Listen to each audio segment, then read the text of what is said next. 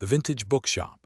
As a book lover, Sophia had always been drawn to the charming little vintage bookstore on Main Street.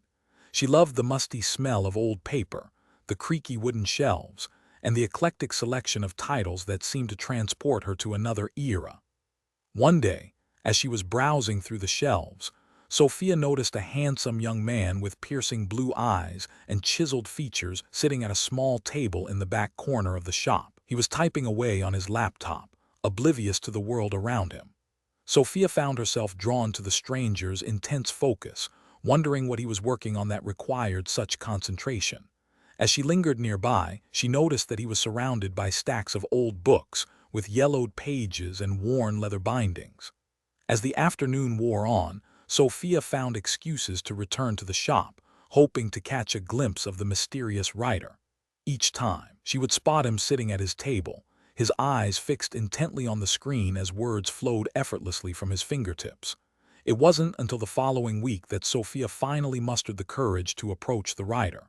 She introduced herself, and they struck up a conversation about literature, art, and life.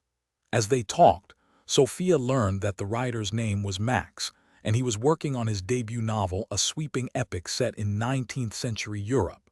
As they chatted, Sophia discovered that she had a deep connection to the world of literature, with a particular fondness for the Romantic era. Max, it turned out, shared her passion, and their conversation flowed effortlessly as they explored the works of Dickens, Austen, and the Bronte sisters. Before long, Max invited Sophia to join him at his favorite coffee shop, where they spent hours discussing literature, sharing stories, and laughing together.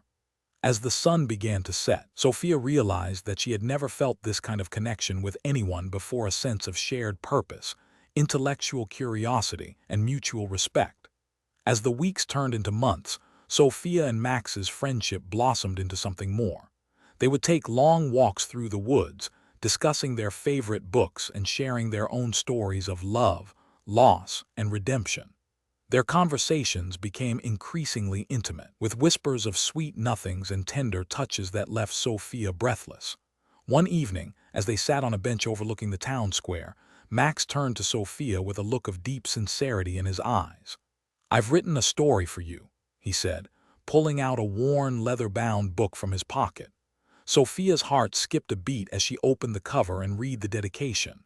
"To my dearest Sophia, whose love is the inspiration behind every word I write." As they sat together under the starry night sky, reading passages aloud to each other, Sophia knew that she had found her soulmate in Max, a kindred spirit who shared her passion for literature, life, and love.